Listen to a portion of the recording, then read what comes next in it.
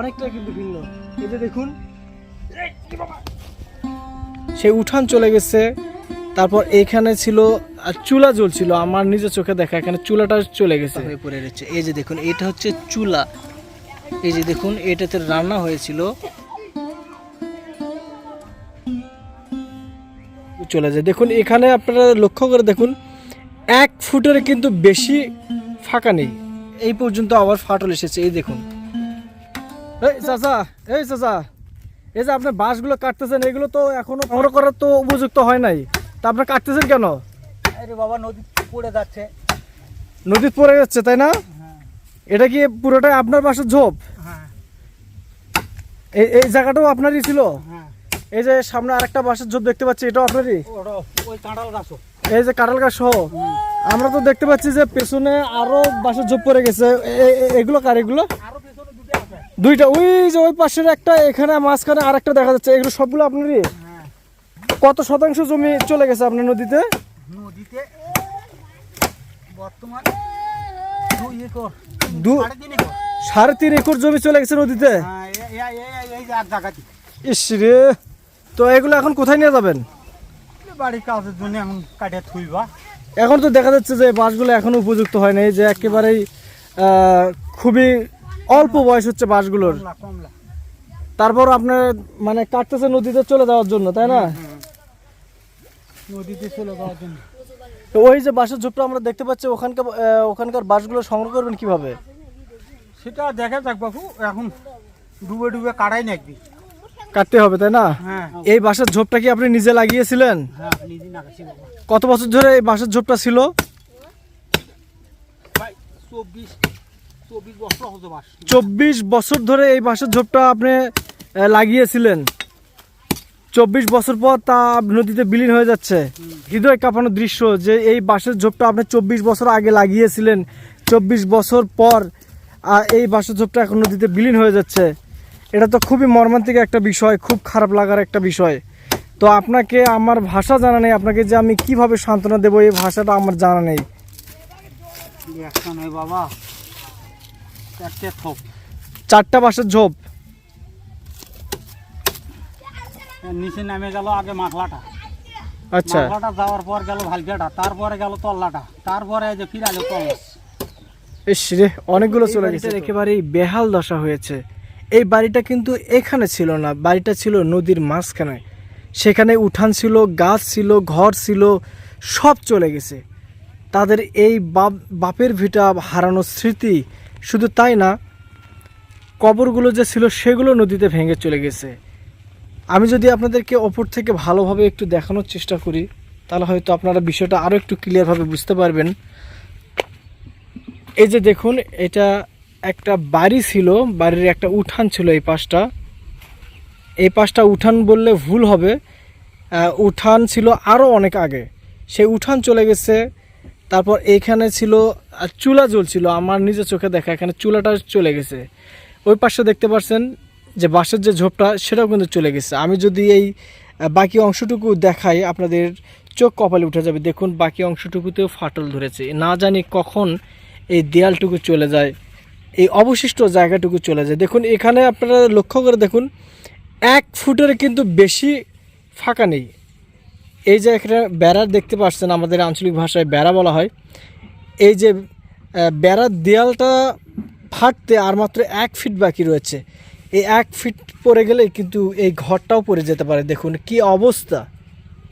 আর এই পাশে দেখুন ফাটলটা কোন সোজা ধরেছে, দেখুন এই যে আপনারা দেখতে পাচ্ছেন, দেখুন এখানেও দেখুন ফাটলটা কোন সোজা ধরেছে। আর আমার চোখে দেখা এখানে একটা ঘর ছিল, আর এখানে কিন্তু একটা চুলা ছিল, এই যে পাশে চুলা ছিল, সেই চুলাটা চলে গেছে। আর এই যে গাছের অবশিষ্ট অংশটা দেখতে পাচ্ছেন, এইটা কিন্তু ঝুলন্ত অবস্থায় ছিল, সেটা অনেক আগে চলে গেছে। আমরা নিচে যাব, নিচে গিয়েও দেখব যে তাদের ঘরগুলো চলে গেছে, ঘরের অবশিষ্ট অংশগুলো কিন্তু সেখানে রয়ে গেছে এখনও। দেখুন এই জায়গাটুকু চলে গেছে, যাওয়ার পরে এই পর্যন্ত আবার ফাটল এসেছে। এই দেখুন, এই যে একেবারেই ঘর ঘেঁষে ফাটলটা চলে এসেছে। আর এই জায়গাটুকু কিন্তু একেবারেই বিপদ সীমার মধ্যে রয়েছে, ওপর দিয়েও কিন্তু ফাটল ধরেছে। দেখুন কি অবস্থা। আর এই পাশে যে বাঁশঝাড়টা আপনারা দেখতে পাচ্ছিলেন, আমরা কিন্তু গত ভিডিওতে আপলোড দিয়েছিলাম। বাঁশঝাড়টা কিন্তু শুকনোতে ছিল, উপরে ছিল, সে বাঁশঝাড়টা কিন্তু এখন নদীতে চলে গেছে। দেখুন তাদের বাপ দাদার বসত ভিটা, উঠান, গাছপালা এবং এই যে বাঁশের ঝোপটা, এমনকি যেখানে রান্না করতো, এখানে যে রান্না হইতো, সেই রান্নার জায়গাটুকু কিন্তু ভেঙে চুরে খান খান হয়ে গেছে। পেছন দিকে পিছানোর মতো আর কোনো জায়গা নেই। আমি যদি নদীর নিচ থেকে, অর্থাৎ আমি যদি এই জায়গার নিচ থেকে আপনাদেরকে একটু দেখানোর চেষ্টা করি, ওরে বাপরে, দেখুন দেখুন দেখুন কি অবস্থা। হালকা পা দিতেই মাটিগুলো ধসে পড়ে যাচ্ছে। আমি আপনাদেরকে যদি নিচ থেকে একটু ভালো করে দেখানোর চেষ্টা করি, আপনারা দেখেন নিচে মাটিগুলো কতটা ক্ষত তৈরি হয়ে গিয়েছে এবং অনেক জায়গায় কিন্তু ফাটল ধরেছে। এই যে ঘরগুলো আপনারা দেখতে পাচ্ছেন, এই ঘরগুলো একেবারে বিপদসীমার মধ্যে রয়েছে। সামান্য বৃষ্টি অথবা হালকা বৃষ্টিপাত হলে কিন্তু বাড়িটা পড়ে যেতে পারে। এখানে আপনার অনেকগুলো ইটের টুকরো দেখতে পাচ্ছি, যে ইট দেখুন, অনেকটা জায়গা জুড়ে কিন্তু ইট দেখতে পাচ্ছি আমরা। এই যে দেখুন অনেক বড় বড় ইট, এই যে দেখতে পাচ্ছেন আপনারা, এই যে ইট, এই যে এই ইটের ঘর কিন্তু তাদের নদীগর্ভে চলে গেছে। এই যে দেখুন এটা হচ্ছে চুলা, এই যে দেখুন এটাতে রান্না হয়েছিল, সেই চুলার অংশগুলো একেবারে ভেঙে নদীর মধ্যে পড়ে গেছে। এই দেখুন, এই যে দেখতে পাচ্ছেন, এই যে চুলার অংশগুলো আপনারা দেখুন, এই যে দেখুন এই চুলাটা পর্যন্ত নদীর মধ্যে চলে গেছে। দর্শক, এই বাড়িগুলো এবং এই যে অপর পারে আরেকটা বাড়ি দেখতে পাচ্ছি আমরা, হয়তো আপনারা মনে করবেন যে এই বাড়িগুলোতে হয়তো মানুষ থাকে না, কিন্তু এই বাড়িগুলোতে এখনও কিন্তু মানুষ থাকে। আমি এই পাশের ঘরটা দেখাই, এই পাশের ঘরটা কি অবস্থার মধ্যে রয়েছে দেখুন। পুরো অবস্থাটা একেবারে খারাপ হয়ে গেছে, ভেঙে চুরে খান খান হয়ে গেছে। দেখুন, আমার মনে হয় কাছে গিয়ে দেখালে আপনাদেরকে বিষয়টা ক্লিয়ারভাবে দেখাতে পারবো। আমি কাছেই এখন যাব।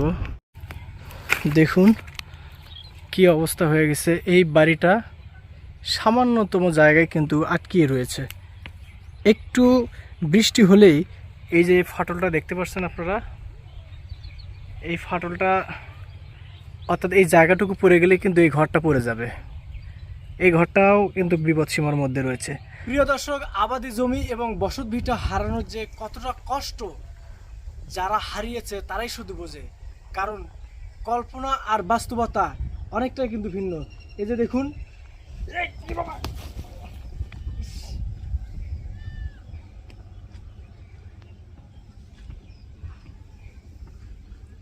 দেখুন দর্শক কি অবস্থা, একেবারে বেলে মাটি। তো আমি একটু যে দাঁড়িয়ে থাকবো স্থিরভাবে সেটা হচ্ছে না। তো আমি যতটা সহজে নেমেছি ততটা সহজে আমি উঠতে পারতেছি না, তারপরও আমাকে উঠতে হবে। আমি একটু চেষ্টা করে দেখব। দেখুন এখানে